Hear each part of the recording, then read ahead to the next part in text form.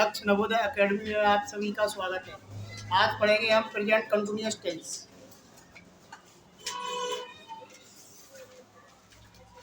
Present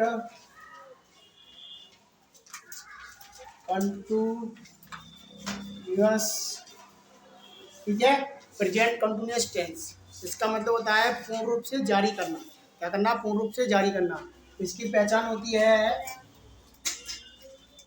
जिन हिंदी वाक्यों के अंत में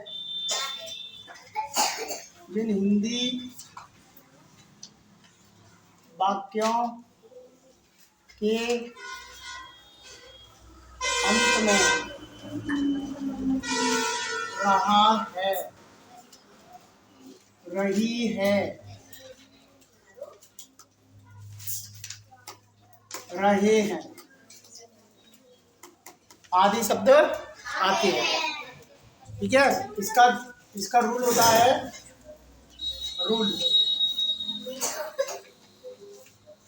सब्जेक्ट अपनी जगह पर रहेगा, ठीक है।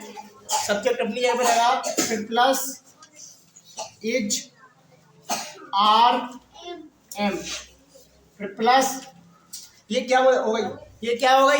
Helping verb. क्या हो गई? ये हेल्पिंग वर्ब। अब लिखेंगे मेन वर्ब में आई एन जी, ठीक है। फिर प्लस ऑब्जेक्ट और प्लस अदर वर्ब, ठीक है। इसको क्या बोलते हैं? H B.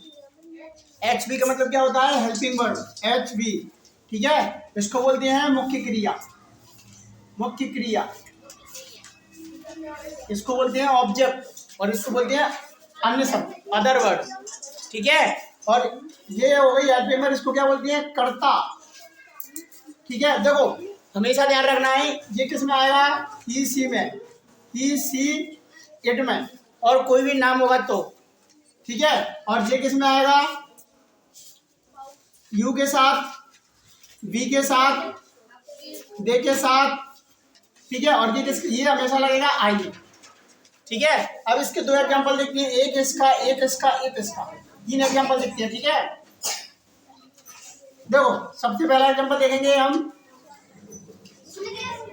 एग्जांपल, ठीक है। एग्जांपल देखेंगे सबसे पहले, वह गाना गा रही है। वह गाना गा रही है। ये लड़की है, ये लड़की है। तो लड़की है तो सबसे पहले क्या आएगा? सबसे पहले आएगा सी एक वचन में इज आ गया। इज गाने की मीनिंग होती है सिंगिंग, ठीक है। Singing ING, singing a song, ठीक है। उसके बाद इसका देखते हैं, तुम, ठीक है।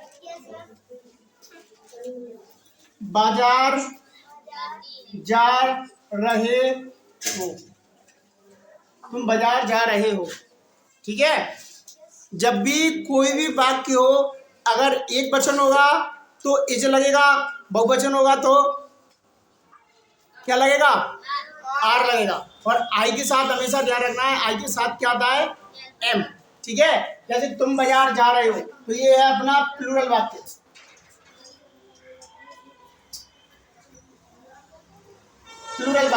ठीक है। यू के साथ हेल्पिंग वर्ब कौन सी आएगी? आर, ठीक है। You are.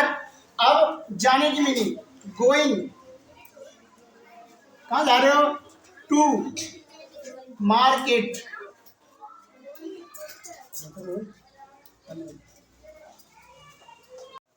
सबसे पहले लिखेंगे present continuous tense. Present continuous tense का एक पहचान होती है जिन हिंदी वाक्यों के अंत में रहा है, रही है, रहे हैं। और जिन्हें बोला क्या है?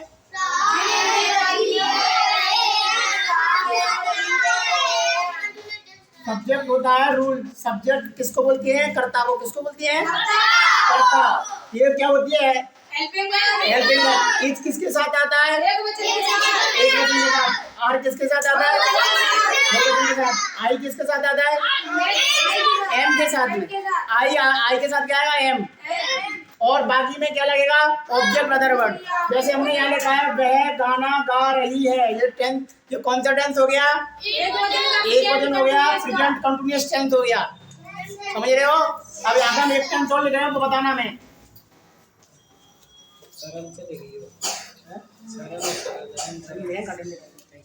इधर देखो, वह छत पर नाच रही है। अब बच्चों बताओ, ये एक वचन में है कि बहुवचन? किसमें? एक वचन में। तो ही आएगा कि सी आएगा? सी। क्यों आएगा सी? क्योंकि ये क्या है? लड़की है। ठीक है, इधर आएगा सी। अब आएगा इज। क्या आ गया? इज। सी इज आ गया।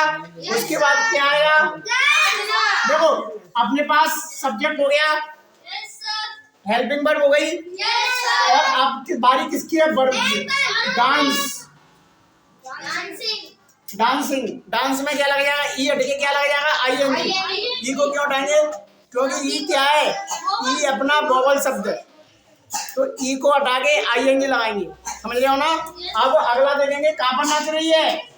छत पर। On the roof. ठीक है, ऑन द रूफ।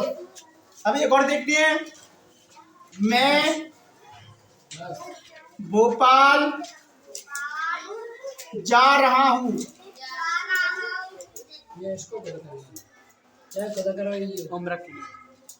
चलो बच्चों बताओ, मैं भोपाल जा रहा हूँ। चलो इसको बताओ, ये कैसे होगा? पहले ये बताओ, ये एक वचन में है कि बहुवचन में? इसको आपको यहाँ से लेकर यहाँ तक खुद करना है, घर से करके लाना है इसको। ठीक है,